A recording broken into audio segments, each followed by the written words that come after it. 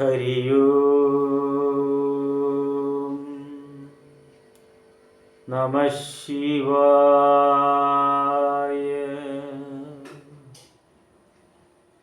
എല്ലാ സനാതന സാരഥികൾക്കും ശ്രീ ശങ്കര ഡിവോഷണൽ സെഗ്മെൻറ്റിലേക്ക് സുസ്വാഗതം.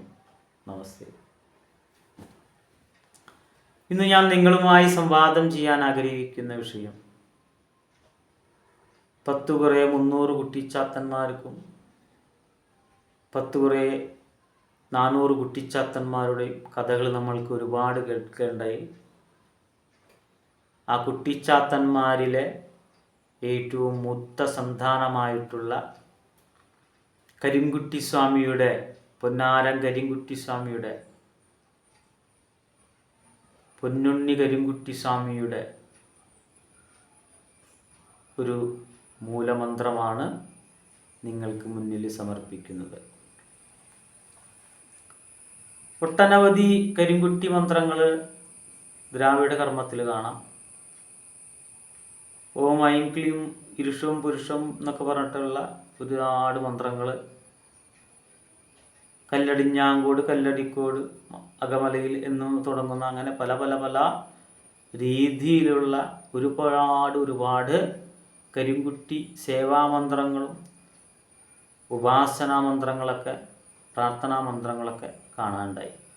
അതിൽ ഏറ്റവും സിമ്പിളായിട്ട് ചെയ്യാവുന്ന, അതുപോലെ തന്നെ ഏറ്റവും ശക്തവത്തായിട്ടുള്ളൊരു മന്ത്രവും കൂടിയാണ് ഇന്ന് ഞാൻ നിങ്ങൾക്കായി പരിചയപ്പെടുത്തുന്നത്. കരിങ്കുട്ടിസ്വാമിയാണ് ദ്രാവിഡ കർമ്മത്തിൽ മാരണകർമ്മങ്ങൾക്ക് ഉപയോഗിക്കുക. അതുപോലെ തന്നെ വടുക ഭൈരവനെ കൊണ്ടും മാരണകർമ്മങ്ങൾ ചെയ്യുന്നതായി കാണാം. വടുക ഭൈരവൻ എന്ന് പറയുന്നത് ശിവൻ തന്നെയാണ്. ഈ കരിങ്കുട്ടിസ്വാമിയും ശിവൻ തന്നെയാണ്, ശിവാംശം തന്നെയാണ്.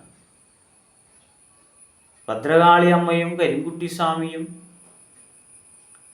വാക്കേറ്റം ഉണ്ടായതിനാൽ രണ്ടുപേരും ഘോരമായിട്ടുള്ള യുദ്ധം നടന്നുത്രേ.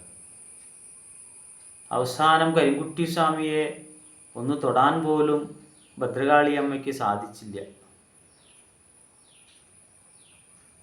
അപ്പോഴാണ് പരമേശ്വരനെ വിളിച്ച് അപേക്ഷിച്ചത്, ഒരു യുദ്ധത്തിൽ ഞാൻ തോൽക്കില്ല എന്ന് വരം തന്നിട്ട് എന്താ ഞാൻ തോറ്റേ എന്നുള്ള ചോദ്യം അവിടെ വന്നു. അപ്പോൾ ഭഗവാൻ പറയാണ്, നീ എന്നെ സ്മരിച്ചുകൊണ്ട് അദ്ദേഹത്തെ ഒന്ന് നോക്കുക എന്ന് പറയാം. നോക്കുമ്പോൾ സാക്ഷാൽ പരമേശ്വരൻ തന്നെയാണ് കരിങ്കുട്ടിയായി വർത്തിച്ചിരിക്കുന്നത് എന്ന് മനസ്സിലായി. അത്രയും ശക്തൻ തന്നെയാണ് പൊന്നാരം കരിങ്കുട്ടിസ്വാമി. ആള് കറുത്തു പോയതിനാൽ പൊന്നുകൂട്ടി വിളിക്കണമെന്നാണ് ഗുരുപദേശം. അങ്ങനെ വിളിച്ചാൽ വളരെ സന്തോഷമായിരിക്കുമെന്നാണ് ഗുരുപദേശം. ഇപ്പോൾ കൊടുങ്ങല്ലൂർ ക്ഷേത്രത്തിലൊക്കെ ക്ഷേത്രപാലകൻ എന്ന രീതിയിലിരിക്കുന്നത് കരിങ്കുട്ടിയാണെന്നാണ് എൻ്റെ ഒരു അറിവ്. ചിലപ്പോൾ അറിവാവാം, ചിലപ്പോൾ അറിവില്ലായ്മയാവാം. എൻ്റെ ഗുരുക്കന്മാരിൽ നിന്ന് കിട്ടിയിട്ടുള്ള അറിവുകളാണ് ഞാൻ പറയുന്നത്. ആ ഭഗവാന്റെ ഇടത്തെ കയ്യിൽ തളികയും വലത്തെ കയ്യിൽ ഒറ്റ വടിച്ചെലമ്പും ഇരിക്കുന്നതായി കാണാൻ പറ്റും. അത് ഭഗവതിയുടെ ഭർത്താവാണ് എന്നൊരു കൂട്ടർ പറയുന്നുണ്ട്, ഒരു കൂട്ടർ പറയുന്നു ആങ്ങളയാണെന്ന് പറയുന്നു, ഒരു കൂട്ടർ പറയുന്നു ക്ഷേത്രം പരിപാലിക്കുന്ന ആളാണെന്നൊക്കെ പറയുന്നുണ്ടെങ്കിലും സത്യത്തിൽ അത് പൊന്നാരം കരിങ്കുട്ടിസ്വാമി തന്നെയാണ്. അങ്ങനെയിരിക്കുന്ന കരിങ്കുട്ടിസ്വാമിയുടെ മൂലമന്ത്രം ഒരു നാളികേരം എടുത്തുകൊണ്ട്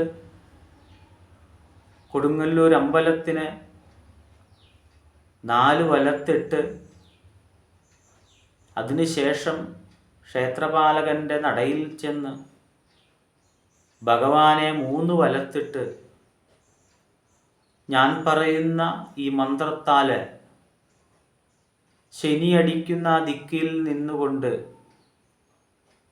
വെറും 11 ഉരു ഈ മന്ത്രം ചൊല്ലി തല ഒഴിഞ്ഞടിച്ചാൽ നിങ്ങളുടെ സകല ശത്രുദോഷവും നീങ്ങും, ധനബന്ധനം നീരുന്നു, ഐശ്വര്യപൂർത്തി വന്നു ചേരും. ഒരുപാട് പേർക്ക് പൂജ ചെയ്യാൻ സാമ്പത്തികപരമായിട്ട് ത്രാണിയില്ലാത്ത ആൾക്കാർക്ക്, ഒരുപാട് പേർക്ക് ഞാനിത് ഉപദേശിച്ചു കൊടുത്തതിന് ശേഷം അവർക്ക് വളരെ മാറ്റങ്ങൾ ഉണ്ടായി എന്ന് പറയാൻ കേൾക്കുകയുണ്ടായി. ഒരുപാട് കാലങ്ങൾ മുൻപേ തന്നെ ഞാൻ ചെയ്തു വരുന്ന ഒരു ക്രിയയാണ്. അങ്ങനെ ഭഗവതിയെ 4 വലത്തിട്ട് ക്ഷേത്രപാലകനായിരിക്കുന്ന പൊന്നാരം കരിങ്കുട്ടി സ്വാമിയെ 3 വലത്തിട്ട് ആവരാതി ചൊല്ലി 11 തവണ മന്ത്രം ചൊല്ലി ശനിയടിച്ചാൽ സകല ശത്രുദോഷവും തീരുന്നു. ഭഗവതിക്ക് ഒരു രക്തപുഷ്പാഞ്ജലി കഴിക്കുക.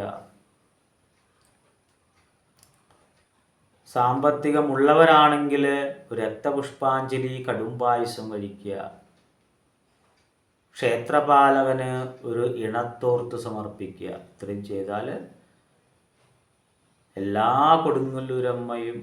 കൊടുങ്ങല്ലൂർ അമ്പലത്തിലിരിക്കുന്ന സകല മൂർത്തികളും പ്രീതരാവും. വസൂരിമാല അമ്മയ്ക്ക് കുരുമുളക്, മഞ്ഞപ്പൊടി, തവിട്ടുമുത്തിക്ക് തവിട് വാരിയിടുക.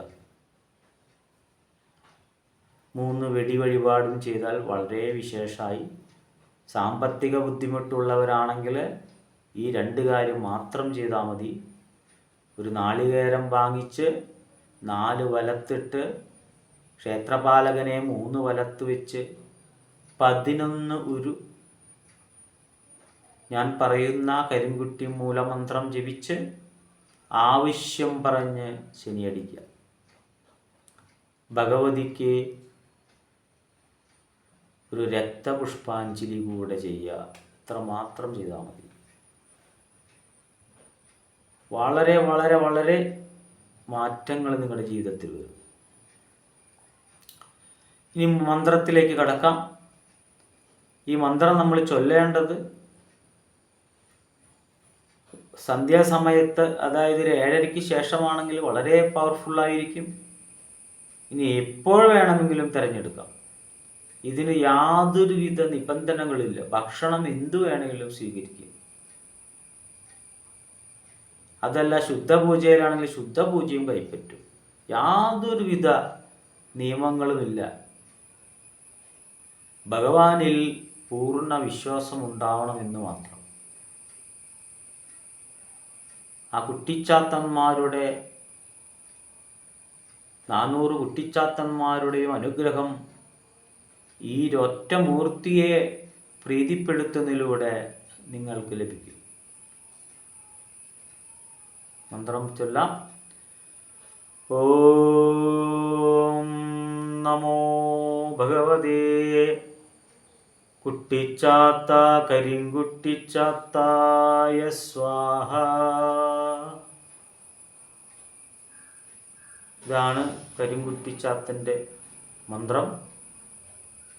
ഈ മന്ത്രം നിങ്ങൾ 108 തവണ ഉരു ചെയ്ത് സാധ്യം വരുത്ത ശേഷം ശത്രുദോഷങ്ങൾ വന്നു എന്ന് തോന്നുന്നുവെങ്കിൽ കൊടുങ്ങല്ലൂർ ക്ഷേത്രത്തിൽ പോയി ഞാൻ മേൽപ്പറഞ്ഞ പ്രകാരത്തിലുള്ള ക്രിയകൾ ചെയ്യാം. തീർച്ചയായും സമസ്ത ബാധാബന്ധനങ്ങളും